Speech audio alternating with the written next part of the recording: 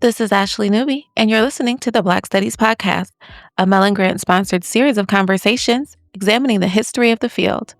Our conversations engage with a wide range of activists and scholars, senior figures in the field, late doctoral students, cultural workers, political organizers, and everyone in between in order to explore the cultural and political meaning of Black studies as an area of inquiry and its critical methods. Today's conversation is a collaboration between the podcast Editorial collective, Brie Gorrell, Olivia Blucker, John Drabinski, and Ashley Newby. In this conversation, we discuss the experience of recording 200 conversations, how it has impacted our thinking about the field of Black studies, what those conversations have to say about the past and future of the field, and what sorts of new questions have been opened up for us across the Black Studies podcast. Welcome, everyone, to the Black Studies Podcast. Today, we are hosting our 200th episode. How is everyone doing today? I'm doing great. I'm excited. 200th episode is kind of wild, but I'm really excited to talk about it. I've been thinking about it a lot over the last week. Excited about this recording. So how are you, Ashley? I'm doing really well. Ready for the semester to be over. Amen. I'm very excited. Hopefully it gets over at Thanksgiving. I'm lying to myself. Yeah, that would be great. That would be great. I heard that Howard is pretty much over at Thanksgiving, and I'm jealous, but that's okay. I would like to introduce Olivia. Hey, Olivia. How are you doing, Olivia? I'm doing well. I'm excited to be behind the mic for the first time. This is cool. So we have a new host for the podcast collective, Olivia Blucker, who is currently a first-year PhD student in the anthropology department. She recently graduated in spring of 2025 from UMD with a dual major in African American and Africana Studies and anthropology. She was a media assistant, and now she's going to be a host. So that's very exciting. What drew you to work on this project, and I guess keep you working on this project, because you didn't have to do that, and what has been interesting about it so far? I think initially, I was just excited to be a part of it in any way. So when I got I think it was an email. I was going into my senior year about being like a media assistant. I was really excited. I was just excited to be a part of anything, given I love the Black Studies department here. But I think just continuing on, I love the idea of getting to interview people throughout like the academic canon, and especially within African American studies, because I don't have a lot of exposure to that. So I feel like getting all these different perspectives within the Black Studies canon is really cool. So I'm just excited to just go further with that. Brie, how about you? What drew you to that? I was drawn to the project, I would say, because of, like, I guess, the archive that it's creating. I really like the media and, like, the modes of conversations and interviews. I think that's, like, some of my favorite stuff to engage with. So being able to not only listen and, like, engage in that capacity, but now be a part of, like, co-creating and building an archive, I feel like is really fun. And that's something very interesting to me at this moment. I really enjoy listening to how people like narrate how they came into Black studies and what they really want us to like sit with in these times. I always enjoy their urgent questions or matters that they think we need to be pondering. Yeah, Brie, I remember the first time you came by my office when you started in the doctoral program in the English department. I sort of said something. I sort of co-host this Black Studies podcast, and you were like vaguely embarrassed. You're like, yeah, I listen. Me and my friends listen. I was like, okay, you can work on it. I was easily flattered. I was like, I'll pay you to work on this thing. Yes. I truly enjoyed the work being a part of this podcast. And I would like to ask you and Dr. Newby more about like what the 200th episode means to you both. What comes to mind when you think about how far the podcast has come? So, 200 episodes is wild, and it does not feel real.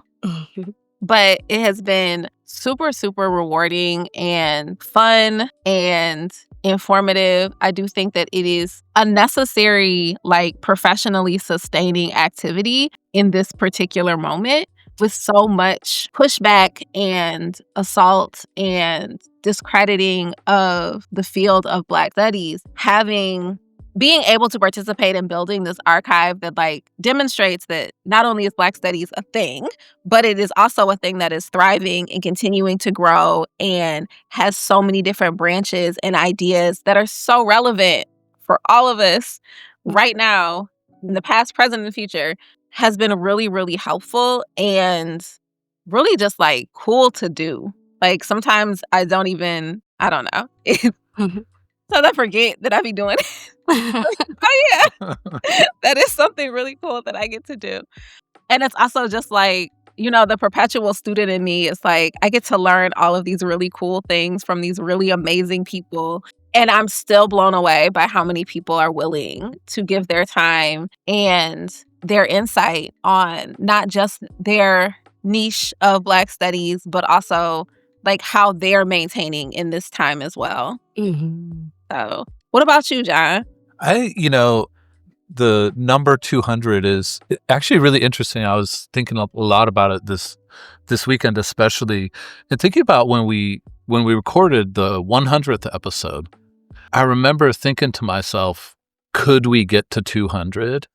But there's something weird about getting to 200 where I was like, actually, we're just kind of getting started. And that was really like an interesting thing for me to think about, how like the difference between 100 and 200 wasn't like, it feels like it's getting to a sort of horizon. I can see it closing, but instead it just opened up so much. And I just think, to what you said about being a student, and because I love learning, and that's what I love about recording the podcast, listening to them, editing the audio, all that, is just learning a lot. I mean, people give a lot of themselves in these, and that's like something that I have such deep gratitude for, because when they give a lot of themselves, we learn, and I feel really like compelled by their thoughts. But also the things that they reveal, I'm like, oh, we need to talk about that, or we should get more people like that. Or they make a question, the question about sort of what do you want Black studies to do in the future, sort of questions. And then I'm like, I hear them talking, I'm like, let's make sure the podcast does that. And all of a sudden it's like 200 becomes easily 500. Whereas at 100, I was like, can we find another 100 people to say yes? So I love that. I also, 200 is like a really kind of a cool number. I feel like I think 250 may be more, just there's something about the number 250, but 200 is definitely one of those numbers where I was like, now it's kind of forever. It's not going to be like a podcast among others that were like it. It's like, no, this is one that has really, at 200 has already made its mark. So I really love that. And I just think in the end, just what you said about just being a learner and having gratitude for how much people can teach. And this last thing, I also just, we don't record the video, but I think it comes through in the audio. I just think people really love having a chance to talk about this stuff. And I feel so pleased that we're able to host a space where people can take pleasure in talking. And, hosting it just feels really good. I like talking too, but I like hearing, listening, learning. And I just like the pleasure people. They're always just happy during the podcast, even when they're like, yeah, everything's falling apart, but I'm really happy to be able to say it right now. Yeah. Dr. Drabinski and Dr. Newby, I feel like I have another question about just this journey with the podcast. What has been expected and unexpected so far? Things that you've come across, especially given your original vision for the podcast to now. I think for me, a lot of that really is an extension of what I just said. I didn't expect people to be quite so generous and forthcoming. And it would have been fine if it had been this way, but I had anticipated the podcast episodes to be much more people promoting their sort of professional vision or staking out some grounds and sort of being more like a conference paper kind of conversation. And so it's like, okay, that's fine. People can hold positions on what Black studies is or the importance of their research and sort of, promote themselves in the field. And that would have been 100% fine. I think what's been unexpected is just learning how personally people take this stuff. And, I always say, I've dedicated almost half of my life to working in Black studies, and I'm not a young person, so that's a lot of years. And then I'm like, other people have too, and they show it. And that felt unexpected to me in the very, very best way. And I think people asking to be on, I was so happy. They're always apologetic. I'm sorry if it's okay. I'm like, I love people asking to be on. It's like, that caught me by surprise how much I've loved people being excited to be on something that we host. So similar, right? One of the things that surprised me, that pleasantly surprised me, was when you get books. Like, Oh, yeah. I love getting the books and being able to like read people's research. Like, one, typically, if you're gonna get a book, it's a book that's forthcoming. So first it's like, ooh, I get exclusive access. And then it's like, this is really amazing. And it just helps to speak to like the directions the field is going and all of the amazing work that's happening in it. But I also really, really love people's personal stories about how they came to Black studies. Like, I don't think that I anticipated people being so open about their trajectory to the field. And not starting, like I was an undergrad and I had this class, but like going back to like, yeah, so my parents cultivated a library, or I grew up in this particular city where this museum was, and so I was always doing this and that. Like, the roots of Black studies in people in the field are so deep.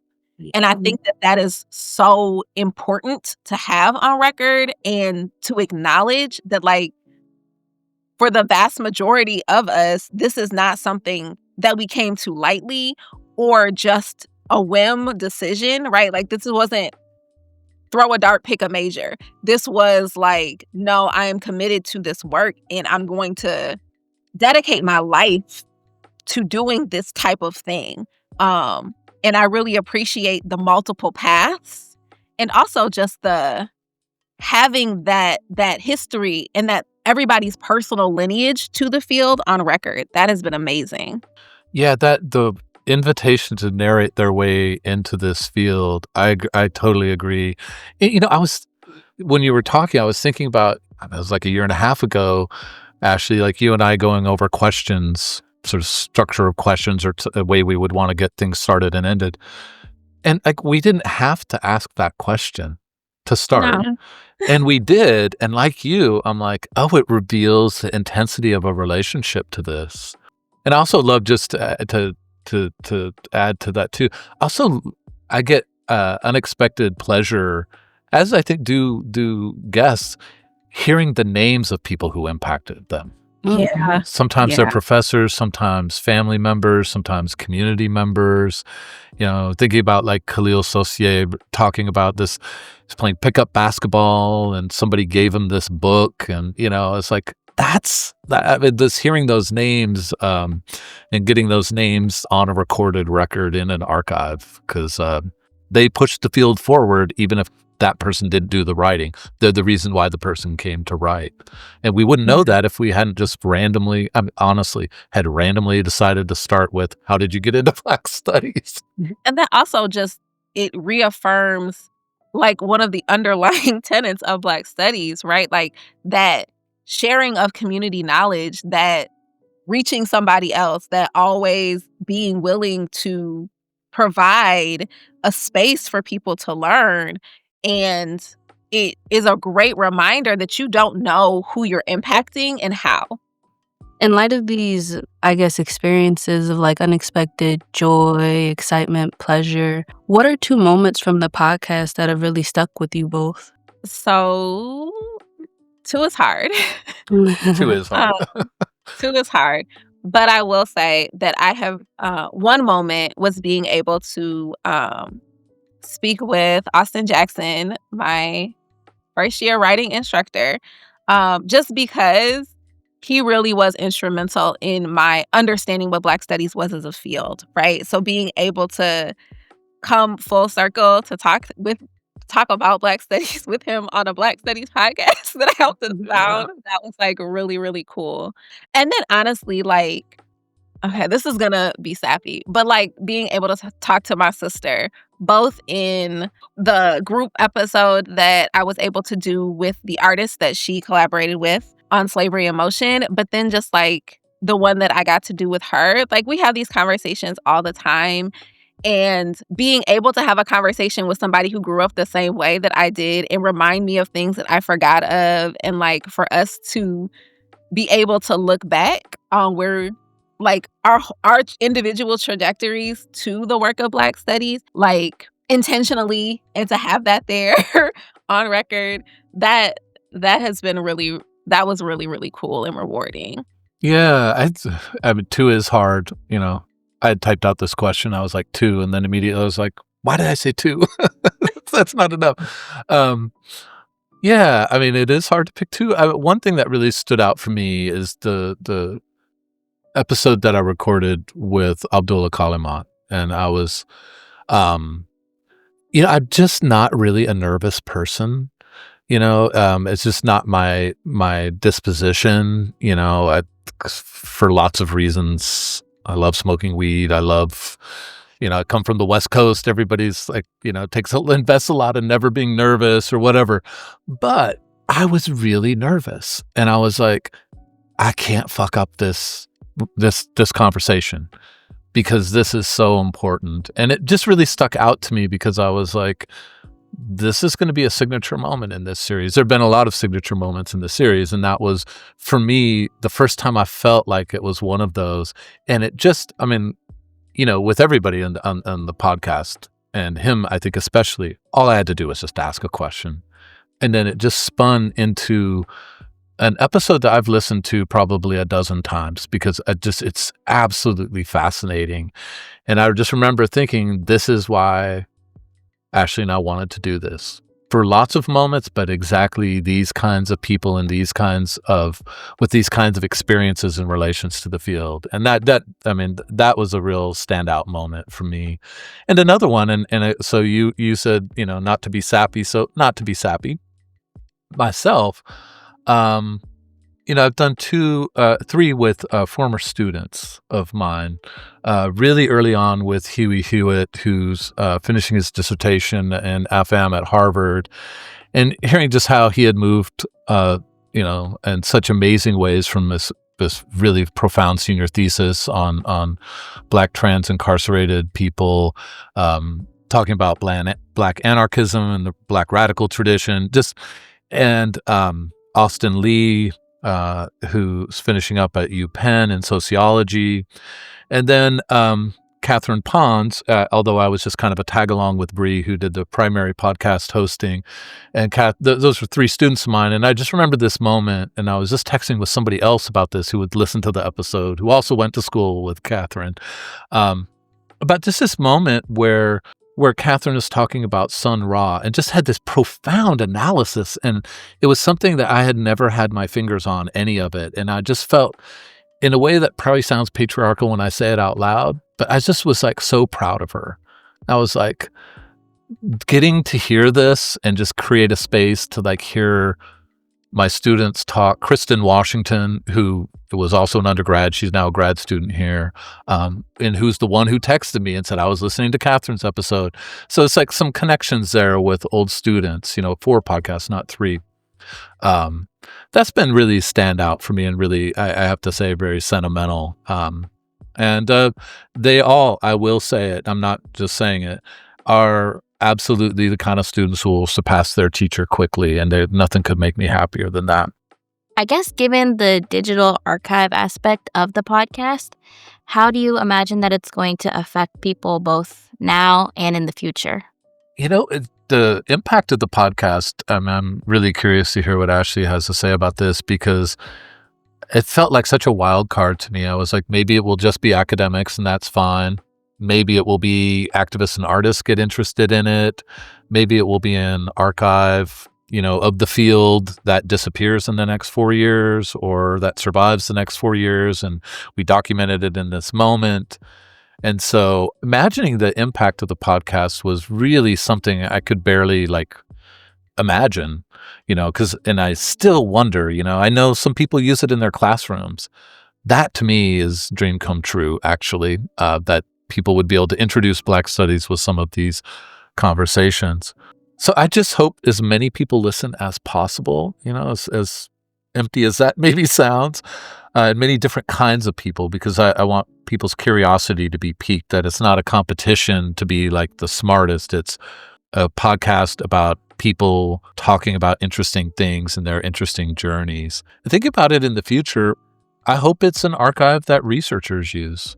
I hope it's for pedagogical reasons, is an archive for people teaching, at the undergraduate and graduate level. But I guess my highest aspiration in the future is that someday it'll be somewhere where people say, I'm going to write this book on Black studies, and this is a absolutely central document for me to work with.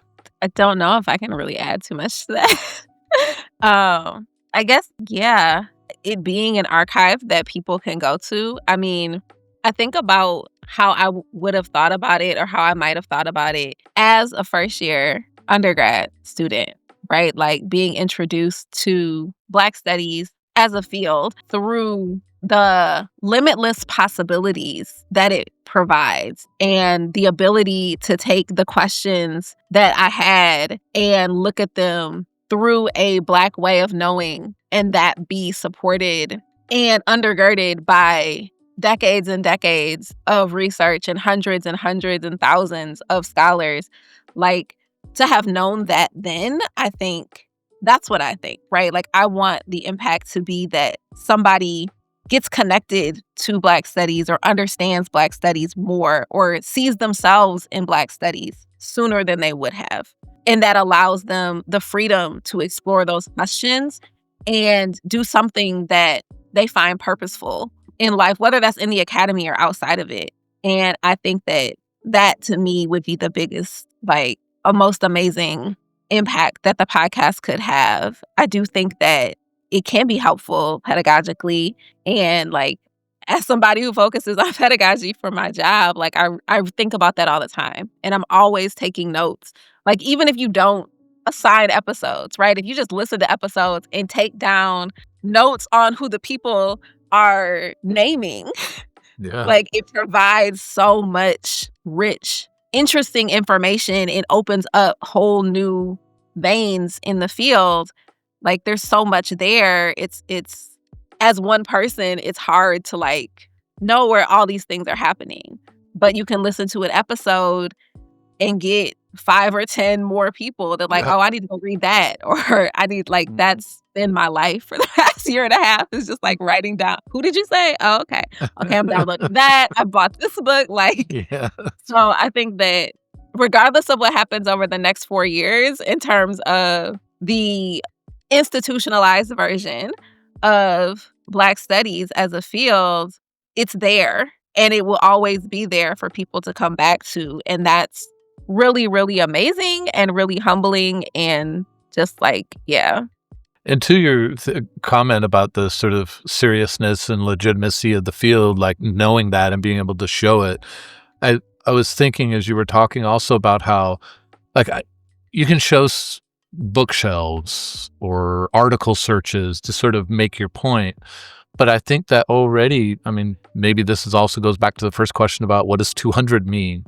200 means that if you just go to the Instagram and you just scroll down and look at how many episodes we've recorded and all the faces and names, it's like, you can't say this isn't a serious field. And that's without even listening. You cannot say it's not a serious field. Just scrolling and all the very serious people and just the sheer number.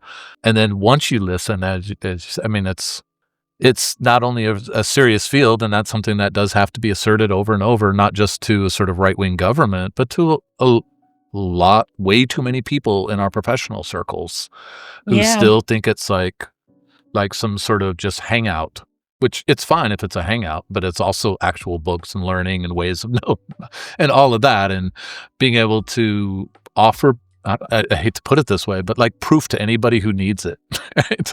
But also the confidence of just saying like, look at this podcast. You can't disparage this field. I don't know that parents, whose kids are like switching from, business to Africana studies would be necessarily convinced, but maybe give that student a little confidence too. Like, it's a really serious thing. And I don't know if you all have done it, but I do encourage scrolling up and down on the Instagram page. I get great pleasure out of it. I'm like, that's a lot. I'm curious to know how doing the work of the podcast has impacted the both of you. What have you both learned doing this work? And also, has it changed your view of Black studies? So I've learned so much. Like, this past year and a half has probably been one of the most intensive learning experiences of my life. Like, grad school aside, like, nah, this has been, because there was so much. So I think particularly, right, if you go to graduate school for Black studies, every Black studies department is going to have a particular focus. And so there's a lot that you learn, but there's a lot that you are not overtly introduced to. And this podcast has really been like me learning all of the other stuff, right? Like me being introduced to all of the things that weren't necessarily a focus of my program, or all of the research that has happened since I graduated almost 10 years ago now. And like it has really been a true continuation of my learning experience in a way that like I can't quantify. And so in that way, I don't think it's changed my view of Black studies necessarily, but it has definitely deepened my love for Black studies. And it has allowed me to appreciate its expansive nature in a way that is so much more real when I get to talk to people who are doing it in so many different places, both within and outside of the academy. And I think that has been, so not changed, but expanded. Yeah, I think it's such an important important thing to reiterate say over and over about the learning that happens from this. And I get that feedback too from people. They feel as listeners, they're learning all the time about the field that they had deep thoughts about, and that learning has been interesting for me too, because on the one hand, it's just I do love learning, and I love listening, and I love the way it makes me think and think differently. I really like the way, for example, hosting somebody, I just think this is just from last Friday, with Nicole Telfer, who's a psychology professor at Notre Dame of Maryland University. And I just had no idea what somebody who's a child psychologist would have to say about Black studies. And just that sense of like the pure sort of like, I got nothing. I could not answer these questions or anticipate answers to these questions from her perspective. That has, I think changed my sense of the field of Black studies, in the sense of like the expansiveness is, on the one hand, is just open, but also it's like the expansive is also like these horizons I didn't even know existed. And, I think that's something I've really learned, is that there are so many ways of thinking with Black studies and thinking as Black studies. But in terms of like impacting my sense of the field, I think I said this on the last host podcast we did. I feel so pulled back and forth between what I used to think that what defined Black studies was the proliferation of differences that lie at its core. So its sort of definition is its indefinability, and I like paradoxes because I'm a philosophy PhD. But then there are all these episodes that had me thinking about, we need some standardization. We don't even have a standardized name for the field, and what does that mean? And should we or should we not? Should there be standardized text? Should there be a canon? And what does it mean to have one? How does that help sort of commit people to a common set of something or a common foundation and really define a field? And I like that. And then I'm like, well, canon building is like exclusive kind of violent border policing behavior. And so there's that. I just feel so pulled back and forth. And so when I think about how it's changed my view of Black studies, I feel like so many episodes, I just changed my view sort of temporarily. And then the next episode, I'm like, oh, now it changed again. Because I think it has such unresolved things at its center. which is to say that pulling back and forth, I think it kind of all comes back to, and I've said this in some episodes, and of course say it in my regular life, I think really the most important Black Studies question is, what is Black Studies? And I didn't fully understand how much that was the primary question of Black Studies for me. And in full circle, my PhD being in philosophy, I've always said that about philosophy, that the first question of philosophy is not, are you committed to these things, but what is philosophy is the only question that philosophers ask. And I was like, maybe that's kind of what this podcast has drawn me back into, is that same thing about Black Studies, that what it means to do Black Studies is to always be asking, what is Black Studies? Thank you, guys. This is one of our closing questions. Given that this is the 200th episode and we're continuing to move forward, what do you think this podcast has done well, and what are some things that you think can shift over time? So I think for me, I think one thing the podcast has done well is really give people a completely open space to talk. And I think that open space to talk, I thought it was risky when we first formulated how to go about this. I was like, who knows if it'll just be completely random. But I think it's really made for amazing conversations rather than a kind of question-answer format. I think that we've covered generations in really amazing ways, having graduate students from the very beginning of their graduate career to professors emeritus and everybody in between. I think in terms of intellectuals, it really has. And, we've had fits and starts with activists and artists, but I think that we've covered, when we've gone into those areas in the podcast, it's been good. It hasn't been like, you can never expect who we will go talk to. And I like that. I think the thing that one of the things I think it hasn't done well that I want to do better in the future is kind of what I think Black Studies itself struggles to do, which is just pick sort of my own research field, Caribbean and Afro-Latino studies. I think they're so underrepresented in the field of Black Studies. And sometimes I look at my own podcast hosting, people I reach out to and so forth, and I think I need to be more deliberate about that and say, like, there are these people who work in Black Studies. They may not be in Black Studies departments, but pulling them into conversations about the field is absolutely crucial.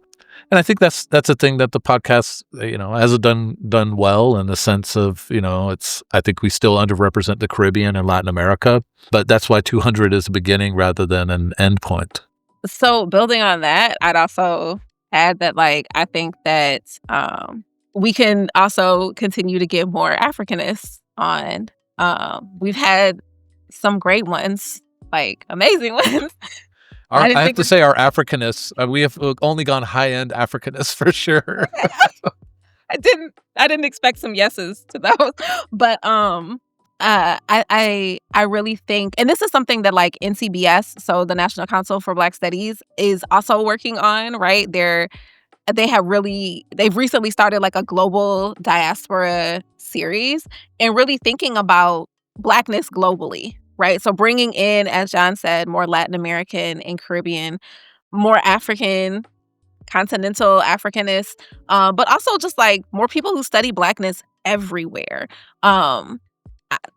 I think it's expected and obvious that there's going to be a disproportionate number of people who focus on Black studies in the U.S., but acknowledging and building up the voices that are outside of the U.S., I think is super important. And I definitely want us to do more of that, as well as more non-academic.